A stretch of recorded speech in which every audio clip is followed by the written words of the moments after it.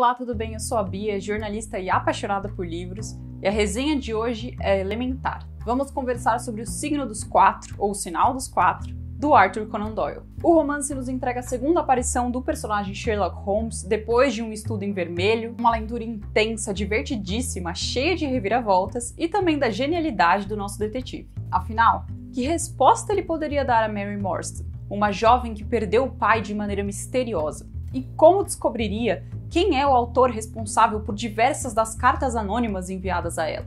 E o significado do signo dos quatro, encontrado na carteira do desaparecido? Bom, para entender um pouquinho mais dessa história e conhecer algumas curiosidades sobre o autor, fica aí que eu já te conto. Arthur Conan Doyle nasceu em 1859 na Escócia.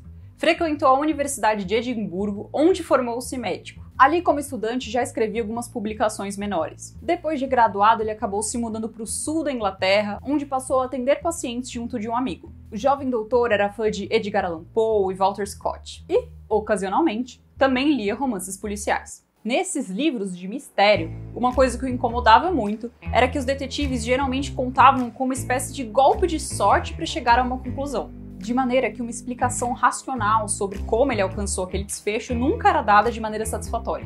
Bom, ele, sendo médico, tinha certo conhecimento científico. Então, como divertimento, pensou em construir um personagem que fosse detetive e usasse métodos científicos nas suas observações. A grande inspiração de Conan Doyle foi, na verdade, o seu professor Joseph Bell, um homem que era ótimo em fazer deduções. Ele costumava deduzir qual era o problema do paciente, a sua origem e a sua ocupação apenas com base na própria observação, antes que o paciente conseguisse abrir a boca. Com base nessa vacância que ele descobriu ali nos personagens ficcionais e também na influência desse professor universitário, Conan Doyle construiu Sherlock Holmes. E Dr. Watson, o seu amigo e companheiro de apartamento. Bom, no início as narrativas não chamaram muito a atenção do público, mas depois que o autor passou a redigir histórias curtas, publicadas mês a mês em periódicos, as coisas começaram a tomar mais forma. E o reconhecimento veio. Arthur Conan Doyle passou então a receber diversas cartas de fãs, mas curiosamente, não endereçadas a ele, mas ao personagem Sherlock Holmes, como se ele fosse alguém real. Tamanho era o envolvimento e o engajamento que as pessoas tinham com ele. Hoje, temos 4 romances e cerca de 5 livros de conto com histórias e mistérios incríveis envolvendo o detetive. Em Um Estudo em Vermelho, vou deixar a capa aqui, que é a primeira obra na ordem cronológica, conhecemos o Dr. Watson, narrador das histórias. Ele é um homem que passou pela guerra, acabou se machucando seriamente e teve que voltar à Inglaterra. Sem muitos recursos então na época, ele acaba procurando alguém com quem ele possa dividir os custos de aluguel em Londres. E é assim que ele conhece o nosso detetive. Não demora muito até que o médico perceba a genialidade de Sherlock, além do seu alto poder de dedução. Logo, um caso escabroso vai aparecer para os dois e cabe a eles entrar nessa aventura. Mas não vamos nos estender falando muito sobre o Estudo em Vermelho, porque hoje o foco é o Signo dos Quatro, a segunda aparição de Sherlock. Lançada em 1890, a história gira em torno de Mary Morstan. Ela era filha de um oficial britânico que trabalhava na Índia e acabou se tornando órfã de mãe muito cedo. Seu pai, que não tinha possibilidades de voltar ou de passar tempo cuidando da menina, acaba matriculando em um colégio interno, onde ela vive muito bem. Aos 17 anos, quando finalmente recebeu uma carta do pai dizendo que voltaria, além do endereço onde os dois deveriam se encontrar, Mary ficou extremamente feliz. Porém, o seu pai nunca conseguiu chegar ao local marcado para o encontro. E, após horas de espera, ela finalmente entendeu que alguma coisa estava errada e que o homem, na verdade, tinha desaparecido. Curiosamente, todos os pertences do pai, incluindo a sua carteira, foram deixados no hotel onde ele tinha se hospedado. Sem nenhuma pista do pai, ela então foi obrigada a seguir com a sua vida. Mais tarde, acabou conseguindo trabalho como governanta em uma casa de uma senhora inglesa. Mas 4 anos após esse desaparecimento misterioso, a paz de Mary foi novamente colocada em xeque. Isso porque ela passou a receber, em envelopes anônimos, pérolas que pareciam fazer parte de uma joia maior.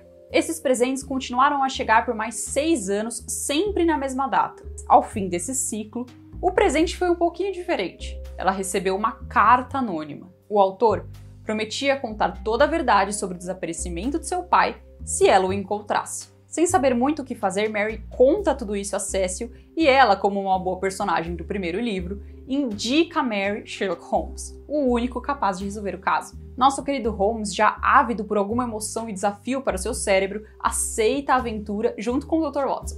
Mas o que nenhum dos dois sabia era que o enigma envolvia uma prisão, uma viagem, criminosos unidos por um estranho pacto e uma traição.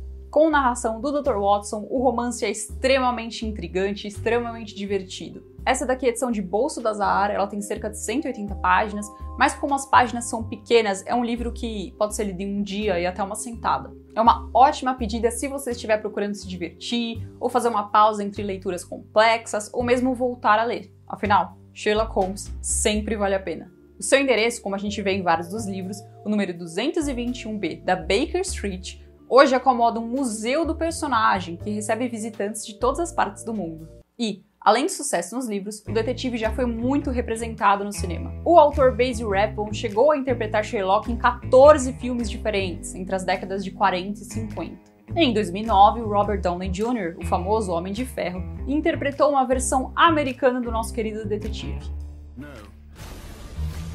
que fez bastante sucesso. Bom, cá entre nós, essa versão pra mim simplesmente não desce. Já em 2010, a BBC criou a série Sherlock, estrelando Benedict Cumberbatch e Martin Freeman como Dr. Watson. A proposta era adaptar, algumas vezes fazendo até uma espécie de fusão entre as narrativas, as aventuras de Holmes para os dias atuais, o que a série fez com maestria. É uma das minhas preferidas. E eu super indico. Na verdade, eu acho que eu nunca conheci um fã de Sherlock que não gostasse da série.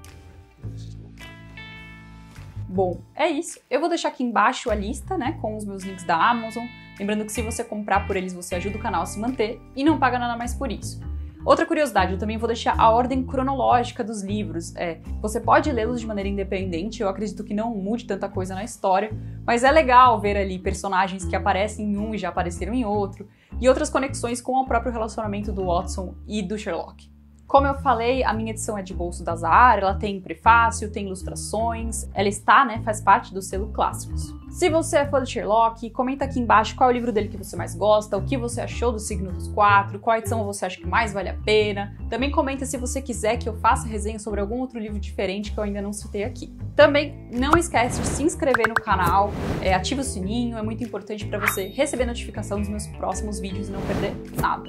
Também me segue lá no Instagram, @penúltimo capítulo, tem várias dicas no meu diário de leitura. É isso, até a próxima!